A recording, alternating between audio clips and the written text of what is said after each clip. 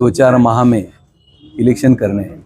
हम कांग्रेस पार्टी की ओर से पूरे डिस्ट्रिक्ट में हर तहसील में जाके कार्यकर्ताओं से बात कर रहे, उनसे पूछ रहे कैसे हम इलेक्शन कर सकते हैं, हमारी क्या तैयारी है, और उनको जो कोई कमियां हैं वो पार्टी की वजह से और से हम उनको पूरी ताकत देंगे।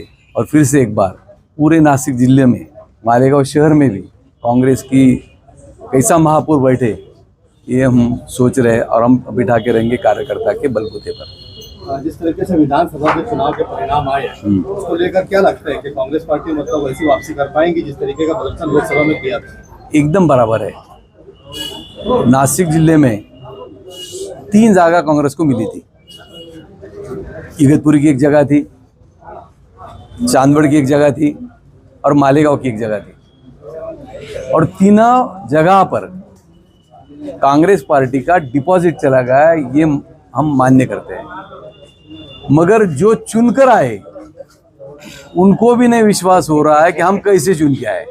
जो गिरे हमारे जैसे कार्यकर्ता, हमारे जैसे वर्कर और हमारे कार्यकर्ता सर खुजा रहे हम क्यों गिरे, और जो चुन के आए वो सर खुजा रहे कि हम क्यों चुन के आए। तो आप यही सोचिए, ये जो उनका जो रुझान है तो ईवीएम भगवान का रुझान है, ऐसा मुझे तो लगता है। सर और ये इलेक्शन में हम पूरे कोशिश के साथ, पूरे तैयारी के साथ मतदाताओं के साथ जाएंगे, पास जाएंगे, हमारी जो क्या बात है उनके पास रखेंगे, और मुझे विश्वास है कि मतदाता फिर से एक बार कांग्रेस को इन चुनावों में अच्छी और बड़ी जीत देंगे। चुनाव है नगर पालिका, पालिका, महापालिका, इसमें कांग्रेस सेपरेट चुनाव लड़ेंगी या फिर देखो, हमने पार्टी ने ऐसा तय किया हुआ है कि स्थानिक लेवल पर मालेगांव का निर्णय हो तो मालेगांव करेगा, मालेगांव ग्रामीण का निर्णय हो तो मालेगांव रूरल करेंगे, और वो तय करेंगे कि हमें अकेला लड़ना है या महाविकास आघाड़ी के साथ लड़ना है। जहां पर चर्चा से बात मिल सकती है, जुड़ सकती है, वहां पर चर्चा से होगा, और जहां पर कुछ दिक्कतें होंगी वहां पर खुद हम लड़ लेंगे, उसमें कुछ राय नहीं। मालेगांव मंत्र की अगर बात की जाए तो इस वक्त की जो आपकी पार्टी की जो खासदार है, इससे जनता की नाराजगी एक बड़ी देखने को मिलती है। कहीं वो नेता भी नाराज है जिन्होंने उनका इलेक्शन में काम किया, उनको वोट दिया, दिलवाया, वो भी उनकी मुखालफत करते हैं, नाराज है। आम जनता नाराज है क्योंकि कांग्रेस को वोट देने की वजह से आज एसआईटी की मुसीबतें, जन्म दाखिला, प्रमाण पत्र, अनेक मुसीबतें मालेगांव मुस्लिम कम्युनिटी झेल रहा है।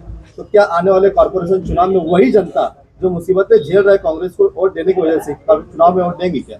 नहीं, बात ये है कि पूरे देश में मालेगांव एकदम हॉटस्पॉट हो गया था लोकसभा के चुनाव के बाद, क्योंकि बाकी बच्चे जो विधानसभा मतदार संघ थे उसमें बीजेपी आगे चल रही थी, और एकाएक मालेगांव में 2,03,000 वोटों से मुकाबले कांग्रेस के प्रत्याशी को लगभग 1,97,000 वोट गिरे और शोभाताई चुन के आ गई। और सबके दिल में था कि कुछ भी होवे 20 साल के बाद यहाँ पर कांग्रेस की सीट चुन के आना चाहिए।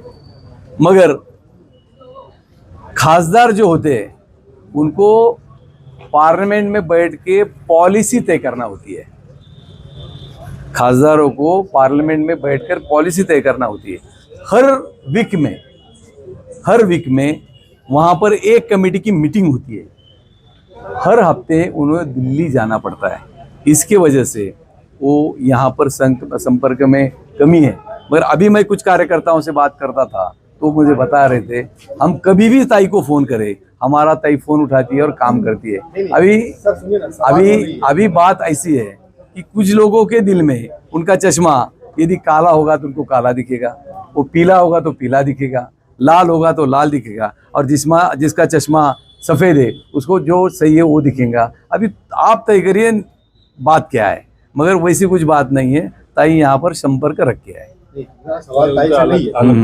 कांग्रेस को वोट देने की वजह से मालेगांव के मुस्लिम कम्युनिटी पर जो मुसीबत सरकार की ओर से आई है, एसआईटी, जन्म प्रमाण पत्र, और उसको लेकर पार्टी की जिनको वोट देकर चुनकर दिया वो नेतृत्व नहीं कर रहे और मुसीबत मालेगांव की आम जनता झेल रही। तो आने वाले चुनाव में क्या इसका परिणाम पार्टी को भुगतना पड़ेगा क्या? ये देखो, ये सही है आप जो कह रहे हो कि मुसलमान भाई और मालेगांव के रहवासी एसआईटी की वजह से, जन्म दाखिले की वजह से परेशान है। मगर एक बात आप ध्यान में रखिए, सत्य परेशान हो सकता है मगर पराजित नहीं हो सकता। बीजेपी ये सब करवा रही है, ये आप ध्यान में रखिए। और ये मैंने आपको भी पता है, वो जो कौन आता है मेंबर ऑफ पार्लियामेंट पीछे आ, क्या उसका नाम, वो तोतरा बोलता है, क्या उसका नाम, आकर सोमैया कोई हो, वो यहाँ आकर करता है। अरे साला, तूने आज तक कितने लोगों पर आरोप लगाए, कितने लोगों को जेल में डालने की धमकी दी, और जो जो लोगों को जेल में डालने की धमकी दी, जो जो लोगों पे आरोप करा, वो सब लोगों को पार्टी में ले लिया और उनको वॉशिंग मशीन में धुलवा कर साफ कर दिया।